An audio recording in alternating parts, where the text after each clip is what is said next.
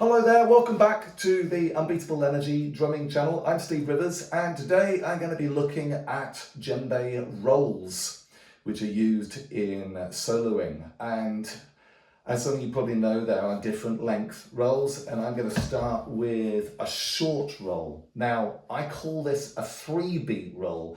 Later on when we get into the video we might be questioning whether it is a 3-beat or a 4-beat, but I'm not going to go into that yet. What I'm actually going to do is I'm going to show you the finished result first. Now this is basically taking this roll, but it's basically we're doing a series of them, like what I call 3 sort of clusters of these 3-beat rolls, but it's got an accent on it, okay? So the finished result, don't worry if you can't do this just yet because we're going to break it down, would be like this. Like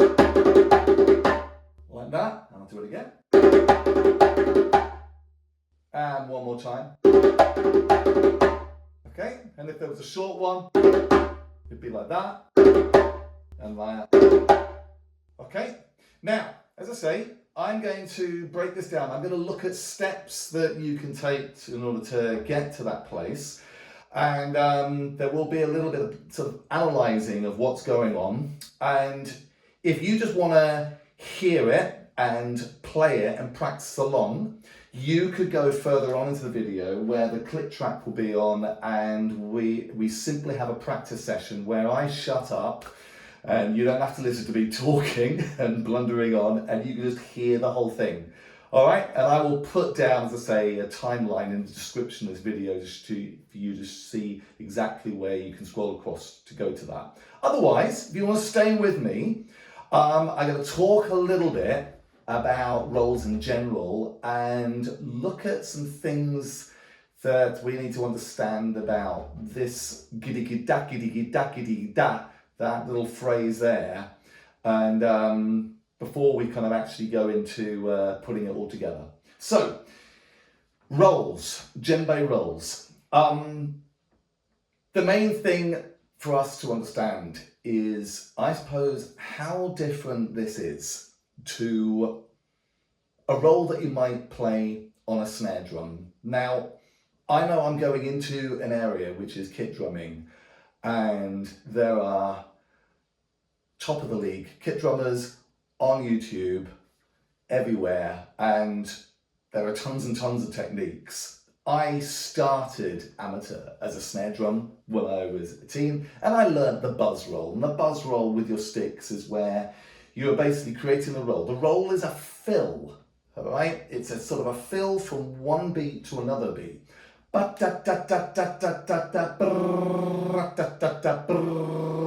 Okay, so you can hear that when I'm doing that. That's a little roll. Now that's what we might play. I would learn to play when I was learning the snare drum with Mrs. Gentry, long time ago in the early 80s. I still remember her name, as we always do with our teachers. And she taught me how to do a buzz roll. So with a buzz roll with the sticks, you are trying to control the sticks, but you're kind of controlling them so that you are dropping the sticks and you're letting the sticks bounce.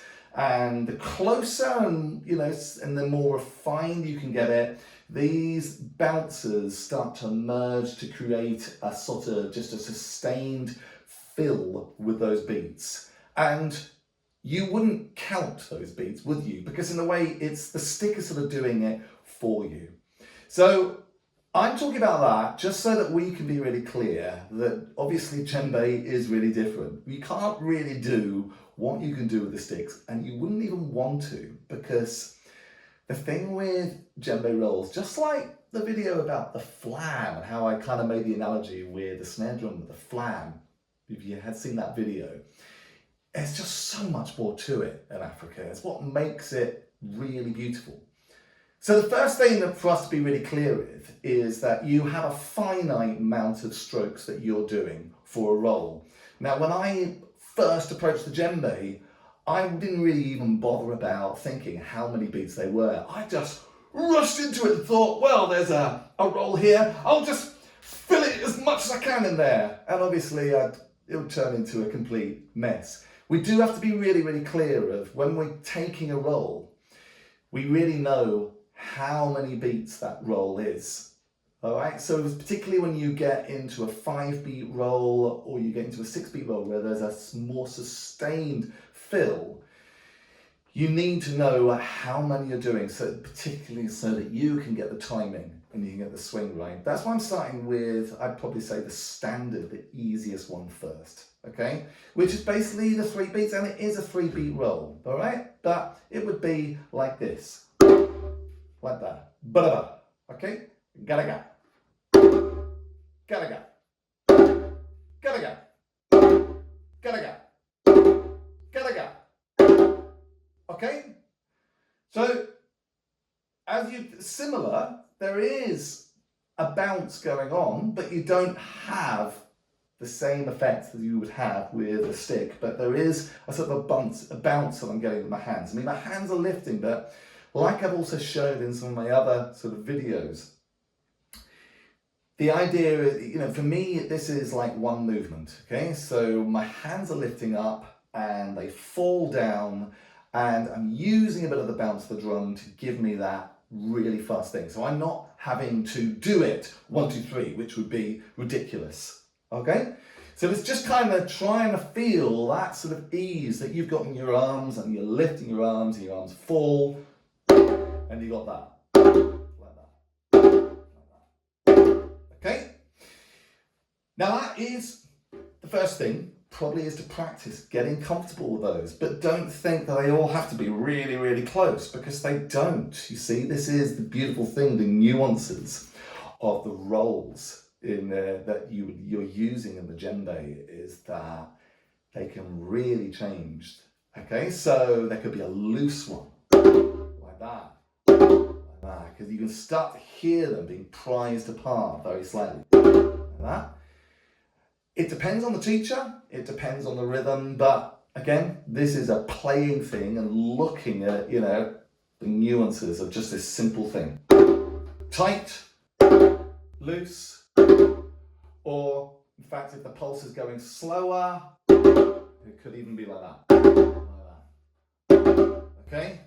You know what I'm like, when I slow, I start to do this.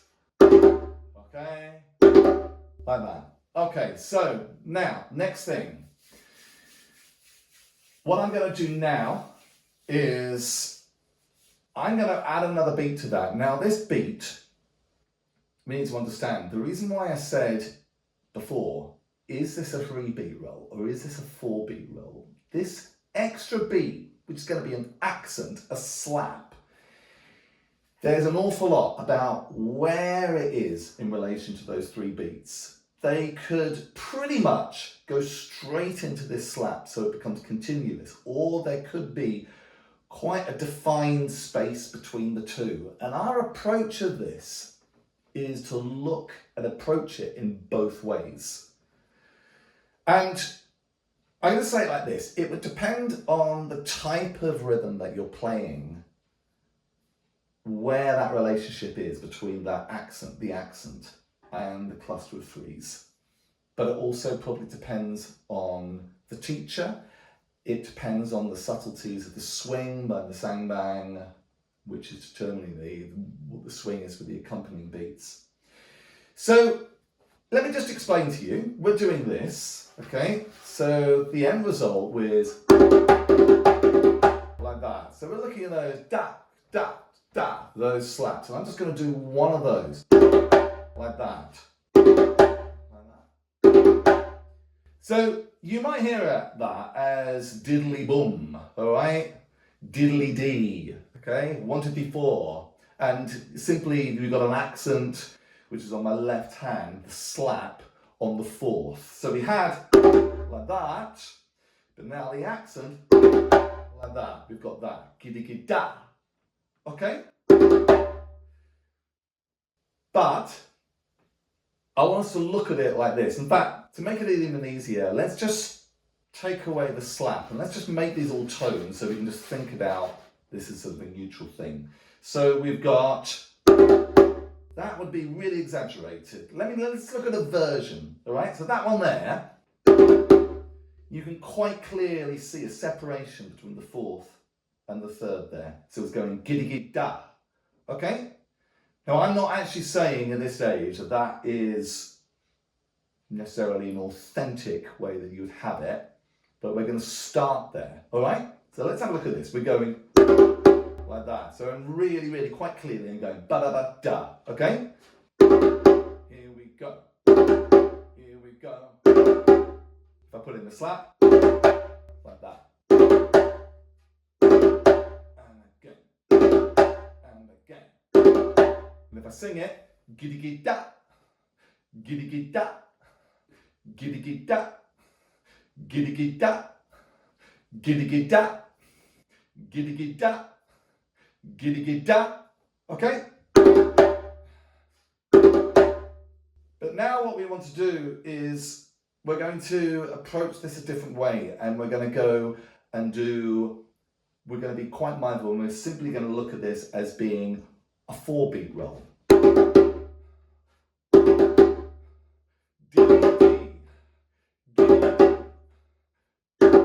Giddy giddy, giddy giddy, giddy giddy. And let me change that into a slap.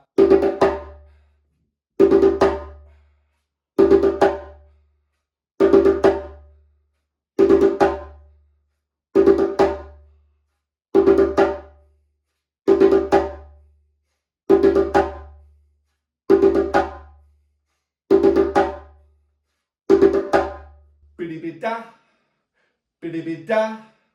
Right. So what we need to find really is something which is just somewhere halfway between that and there. So it becomes, it's very subtle.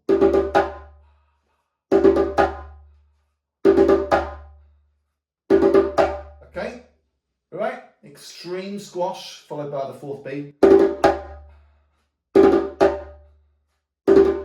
Okay, which is obviously is too much. This one. Okay, and then something which is in between. Okay, so it's a grey area.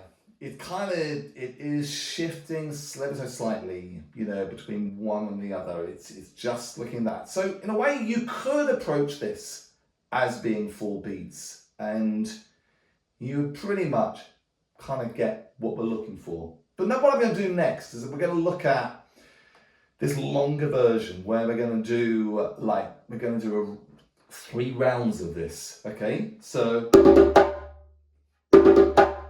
3 rounds of that.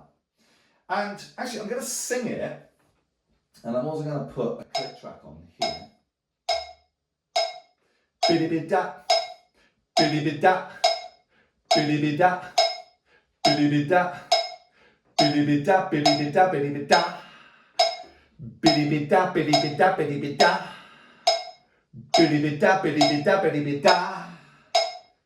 Okay, so I'm singing it there. Now, as you probably notice I'm singing it, having the pulse there, you can also see that where this phrase is changing as you do the 2nd and you do the 3rd in relation to the pulse. And actually the elusive one is round about the 2nd time you do it. This would be just after you've done the 1st accent. There is quite an elusive place where that pulse fits in. The first phrase, it starts on the pulse. The last phrase it's quite clear. It's actually, it finishes on the pulse, but that middle one is very elusive. It's the beauty of it, okay? So, but really, probably what's actually easier is to think of that phrase, but think of a skeleton way that you might have as an equivalent of this phrase. So where we had like that, what we're going to do, where you had giddy gidda, giddy gidda, giddy da, you're going to go boom ga goom ga goom ga. Okay? That was that one, and then okay? Because what I'm actually doing there, I'm taking out the roll, but it's helping us by simplifying us, helping us see like where our kind of crucial tone beats where the slap and where that kind of fits with the pulse. So if I do it this time, da di da di da, boo ba boo ba boo ba, boo ba boo ba boo ba, boo ba boo ba boo ba, boo ba boo ba boo ba.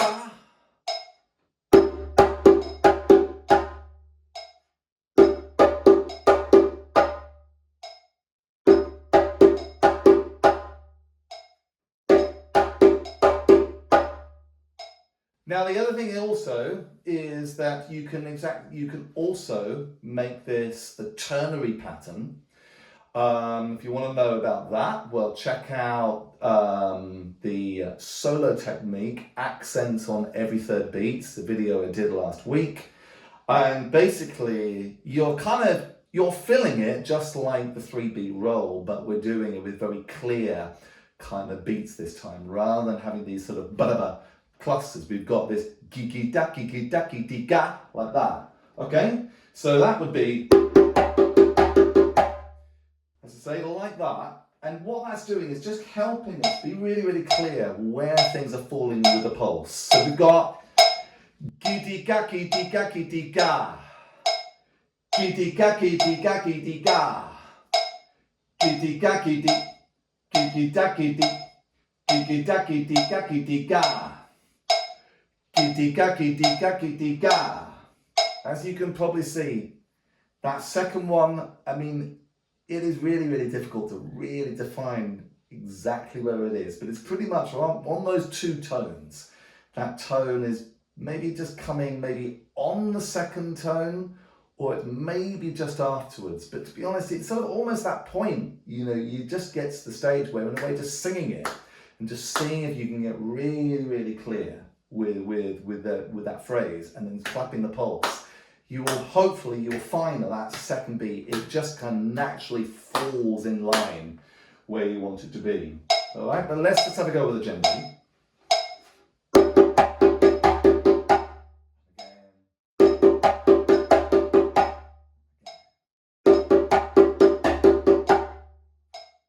Sorry, that was a terrible one that time. Let's try it again.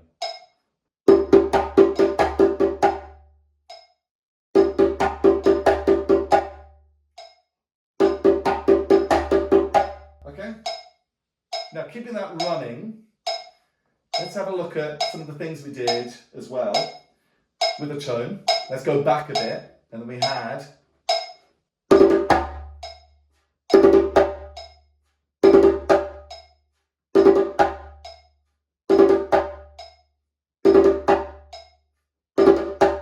those tight ones. Now we're turning it, slowly edging towards more becoming a 4-beat roll.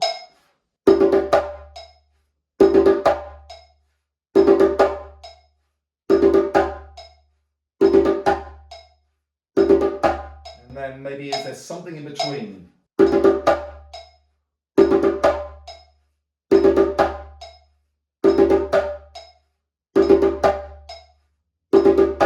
Like that. Now here's the next bit. I think I might just turn this off. Now we're going to, let's see, we've sung biddy-bid-da, biddy-bid-da, biddy-bid-da, and you might be going backwards and forwards with biddy-bid-da, biddy-bid-da, biddy-bid-da, or biddy-bid-da, biddy-bid-da, biddy-bid-da, like that. So it's really, really stretched. But now we're going to have a look and actually play it ourselves. So we've got like that.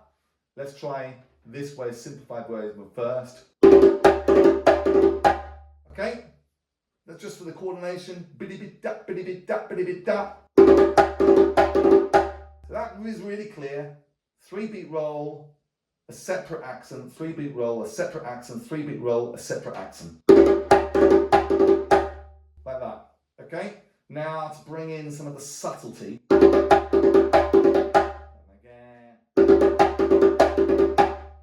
Okay, before I get the click track on, this is really something to practice and play, but there are other sort of little kind of pitfalls I've sometimes found with sort of students. And actually the pitfall is from the slap, going back to the tone, and things can start to sort of switch around and go a little bit wayward. So you know, this is a tricky thing with that slap, trying to get the smooth transition back to your roll again from that slap. It can be tricky. Sometimes they can do funny things. So let me just think of what it is. So you can have, and it can suddenly sort of do those things where there's this big space and you're sort of rushing it. Which is obviously, it's just the spacing is wrong. And I think what it is, it's the slap. You really need from the slap to flow right in with the tone before. Now, if you can't do that, what do? You go slower. And the amazing thing about going slower is you hear how we only have a finite number of beats. They have to sort of spread out more in the space.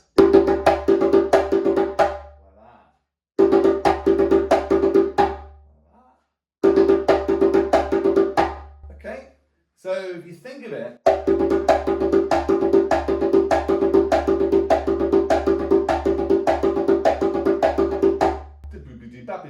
I mean, they are becoming almost sort of equal now, aren't they?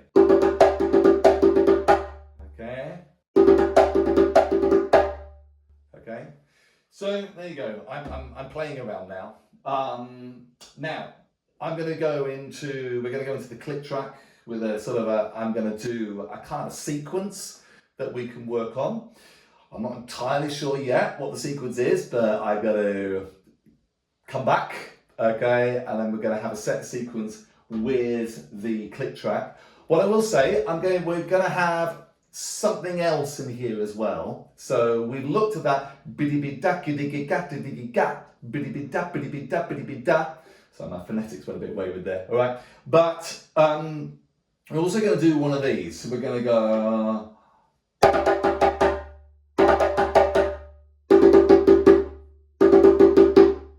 So it's just applying that roll, but with some quite clear singles afterwards. Ba-da-ba-da-da-da, ba-da-ba-da-da-da, bu-da-bu-du-du-du, bu-da-bu-du-du-du. And so there you go. I'm also going to be looking at little kind of stages and little steps of things that you can practice, and then we'll kind of put the sequence together. So I will be back soon. And yes, thank you for listening so far. See you later.